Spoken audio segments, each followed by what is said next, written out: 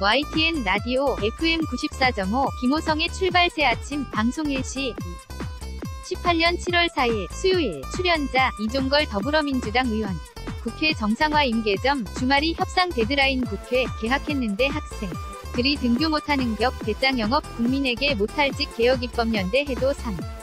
진화법 때문에 어려워질 가능성 유연화시켜야 무소속 입당 의원 빼가 이 아니란 점 분명히 해야 명분 축적 기간 필요 강길부 정체성 개혁 성이나 지지도 종합적으로 판단할 필요 당대표 친문 단일화 당 지도부 단일하게 구성되면 국정 문제 있을 수도 부엉이 모임 우물가에서 물퍽 야지 숙명 찾으면 안 돼 김호성 앵커 이하 김호성 국회 원구성 협상 여전히 성과를 내지 못하고 있습니다. 최대 갈등 지점은요 오프닝 멘트에서도 언급했습니다만 상임위원장 배분 문제라는 지적이 많이 있습니다. 여기에 개혁입법연대 또 다른 쪽에서는 개헌연대까지 이야기가 나오고 있어요. 여야가 합의점을 찾는 그 과정이 더욱 더 복잡해지는 것 같습니다. 다 집권여당의 중진위원이시죠. 더불어민주당 이종걸 의원 전화로 연결해 서 자세한 이야기 나눠보도록 하죠. 안녕하십니까 의원님 이종걸 더불어민주당 의원 이하 이종걸 안녕하셨습니까? 이종걸입니다. 김호성 홈페이지에 들어가 보셨는지 모르겠습니다만 상임위원 명단이 전부 다 영명으로 나와 있어요. 이게 언제까지 빈칸으로 놔둬야 하는 건가? 라는 그런 지적들이 많습니다. 어떻게 생각하시는지요? 이종걸 사실 지금 자유한국당 야당 의원들도 대부분 국회 정상화를 빨리 원하고 있습니다. 그런데 진영 논리에 따라서 늦어지고 있는 거죠. 몇몇 지도부의 입장이 그걸 막고 있는데요. 국회 정상화 촉구하는 여론에 대한 부담감도 있고 당도 더 이상 늦추면 당 지도부 리더십도 문제가 될 것이라고 이제는 위 임계점에 왔다고 생각합니다. 그래서 아마 이번 주말 협상 데드라인으로 하고 한다면 다음 주에는 정상화될 것이라고 저는 전망해봅니다. 김호성 다음 주 정상화된다고 말씀하셨는데 지금 현 펼쳐지고 있는 상황을요. 워낙 촌철살인의 평을 하시는 걸로 유명하시니까요. 청취자분들에게 피부 애와 닿게 설명해 주신다면 이것은 이런 상황입니다. 어떻게 정리해 주실 수 있을까요? 이종걸 글쎄요. 개학을 했는데 반 편성 안 해서 학생들이 등교를 못하는 겁니다. 이거 얼마나 딱한 일입니까? 국회라는 식당에 다가 국민들이 음식 주문을 하려고 했는데 요리사가 나타나지도 않아요. 실제 그래서 배짱 영업하고 있는 식당 같은 거죠. 그러니까 있을 수가 없죠. 그렇게 해서는 정말 민심에 반하는 국민들의 못할 짓을 하는 것이라고 생각합니다. 김호성 그것이 이번 주가 데드라인이 될 것이다. 이렇게 생각해도 되는 건가요? 그러면 이종걸 지금까지 논의된 것에 의하면 이제는 임계점에 왔다고 생각합니다. 그래서 더 이상은 버티기 어려울 것이다. 이렇게 예상합니다. 김호성 상임위 같은 경우 예전에 보면 이 위원께서는 국방위 소속이셨나요? 이종걸 네 국방위도 하고 여러 상임위 했습니다. 김호성 그런데 지금 가장 시급한 상임위는 어떤 상임위라고 보시는지요? 그리고 이 같은 공백 상태가 계속되면 우려되는 점이 있다면요. 어떤 걸 예상할 수 있을까요? 이종걸 지금 몇 달째 마비되면서 모든 상임위 현안이 누적돼 있어요. 그래서 시급하지 않은 상임위는 없는데요. 굳이 말한다면 국방위 그것은 군사적 대치 상황이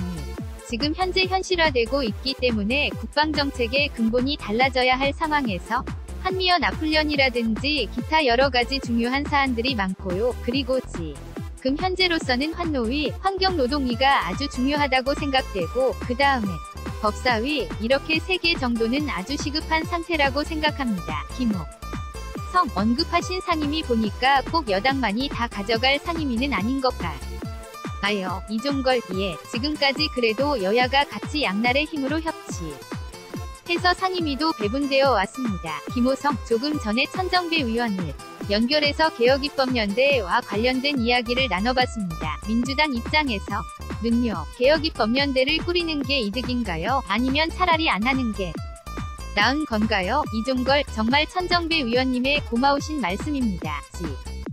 지금 문재인 정부 들어서서 1년 동안 정말 진짜 빈 수레입니다. 아무것도 못했습니다. 그냥 주장만 하고 제기하고 국민들에게 호소했습니다. 그런데 지방선거를 치렀습니다. 지방선거에 민심이 나타났습니다. 저희 문재인 정부.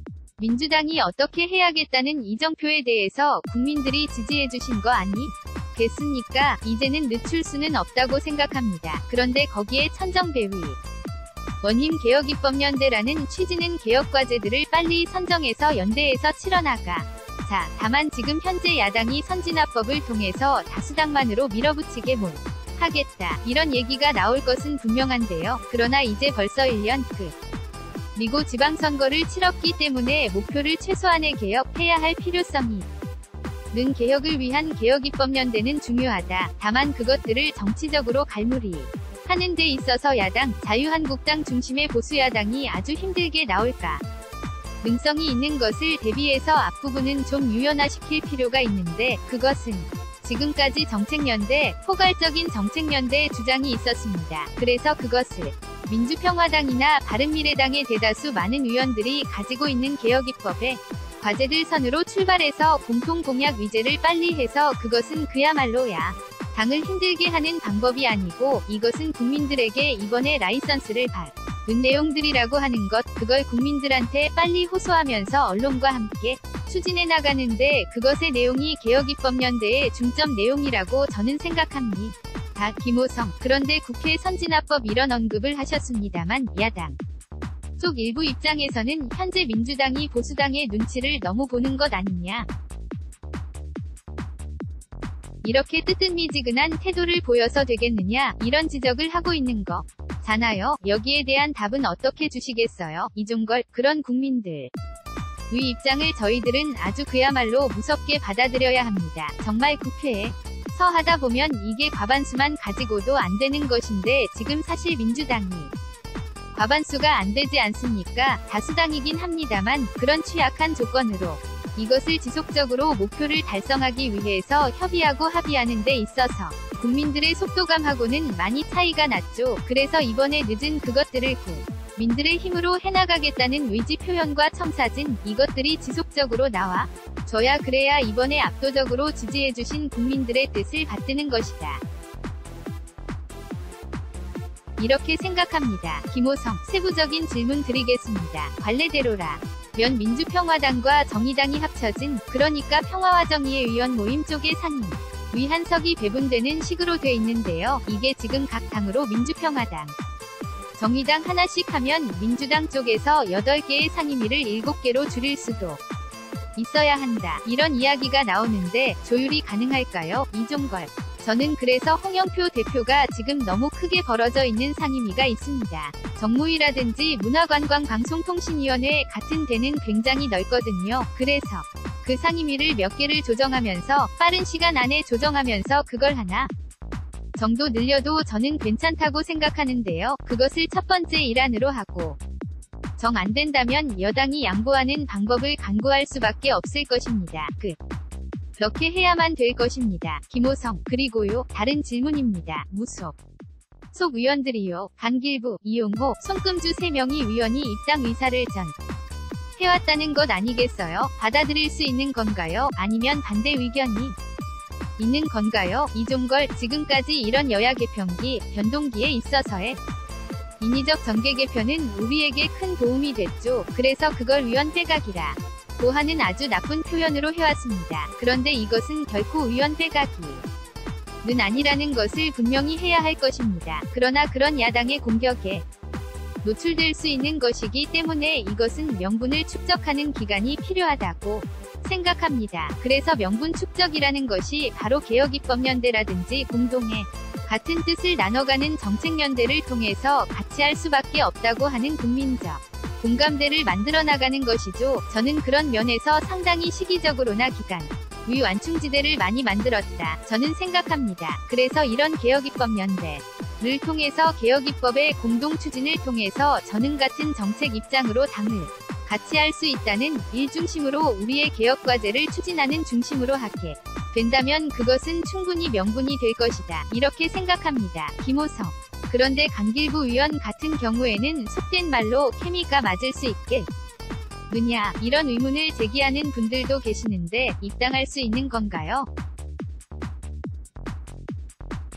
아닌 건가요? 이종걸, 강길부 위원님은 개인적으로 무소속으로 또는 당을 움직인 전력들이 여러 번 있습니다. 그런데 그분 가지고 있는 개인적인 개혁성이라든지 지역에 있어서의 토착성, 지역의 지지도라든지 이런 것들은 제가 울산 울주군에 가서 많이 확인된 바가 있습니다. 김호성, 선 의원이시잖아요. 이종걸, 예, 그런 것들을 종합적으로 판단할 필요가 있겠습니다. 김호성, 민주당 당대표 선거 질문 드리겠습니다. 친문 단일화 부담되시나요? 이종걸, 우선 이번에는 친문 비문 이렇게 문다는 것은 그런 측면을 강조해서 언론이나 또는 어느 한 진영에서 그런 이야기를 하는 것이라고 보는데요. 이번에는 진짜 문재인 정부의 성공을 위한 파트너로서 민주당을 어떻게 운영해야 할 것인지, 또 총선 승리를 위해서, 그리고 더 강력한 국민에게 우리 당을 뿌리내리기 위해서 당 개혁을 어떻게 할 것인지, 어떤 사람이 더 적임자인지, 이런 당의 미래와 같이 견주어서 하는 것이 좋겠고요. 실제 이번 지방선거에서도 보면 당원들은 그렇게 친문 비문 나눠서 진영에서 해봐야 후보들은 사실 그렇게 강하게 하지 않았던 예도 있습니다. 예컨대 경기도 이재명 후보하고 전해철 후보의 경우엔 경기지사 후보 경선 때 너무 많은 이야기들이 나돌았거든요. 그런데 결국 특정 후보를 친문 후보로 간주하고 비문 후보로 간주해서 몰아주는 현상은 나타나지 않았거든요. 그러니까 이번에 집권 세력 전체로 봤을 때 당대표는 당 내부뿐 아니라 행정부, 야당, 시민단체, 무엇보다 청와대, 이런 관계 속에서 당대표만이 할 수 있다고 생각합니다. 그래서 정치의 경우에는 서로 갈등과 충돌이 일어나지만 당대표가 누구냐에 따라서 자동차로 치면 범퍼 충격 흡수장치들을 그런 걸 많이 달고 역할을 할 수 있는 번의 관계들을 해나가야지 개혁과제가 충분히 잘 국민적 뜻에 맞게 이뤄질 수 있다고 생각하고요. 당 지도부도 너무 단일하게 구성되면 국정 문제가 있을 수 있으니까 여러가지 이런 것들 고려해서 할 수 있는 일 중심으로 만들어 나간다면 이런 문제들은 하나의 의견에 불과하다고 생각할 수 있겠습니다. 김호성, 그리고요, 최근에 많이 밝혀지진 않았습니다만 정말 많은 관심을 얻고 있는 한 단어가 있는데요. 부엉이 모임, 부엉이 모임이 라는 이야기를 놓고 여러가지 의견들이 분분한 것 같습니다. 어떻게 듣고 계시고 어떻게 생각하고 계시는지요? 이종걸, 그런 국민들의 관심을 끌 수 있는 형태의 모임, 장명되는 모임, 이런 것들이 항상 국민들의 정치 관심의 정서 속에서 올라가기도 하고 내려가기도 하고 또 그것이 살아남기도 하고 그렇다고 생각합니다. 갑작스럽게 툭 튀어나온 것을 지금 이번에 개헌연대라고 저는 얘기하는데요. 그걸 갑툭튀라고 제가 페이스북에서 이야기했는데 그런 것이 장명 과정에서도 이런 모임 과정에서도 있을 수 있다. 어떻든 간에 이번에 진짜 해야 할 일을 그때그때 해나가는 1년 또는 2년을 통해서 국민들에게 지지받고 국민들의 뜻을 받드는 정치 1년의 과정, 이 하나하나 만들어져야 한다. 이렇게 생각합니다. 김호성, 이게 개파 정치의 부활이다. 한국당에서는 이렇게 하면 우리처럼 망한다, 이런 이야기까지 나오고 있잖아요. 어떻게 생각하시는지요? 이종걸, 아무튼 저는 우물가에서 물을 퍼야지 숭늉 찾으면 안 됩니다. 이때 우물가에 온 우리들에게 국민들이 지시하고 지지해주고 있는 해야 할 일이 분명히 있습니다. 그것부터 하고 그러고 난 다음에 나중에 집에 가서 숭늉도 끓여 먹고 그렇게 하는 거죠. 김호성, 오늘 말씀 고맙습니다. 이종걸, 감사합니다. 김호성, 더불어민주당 이종걸 의원이었습니다.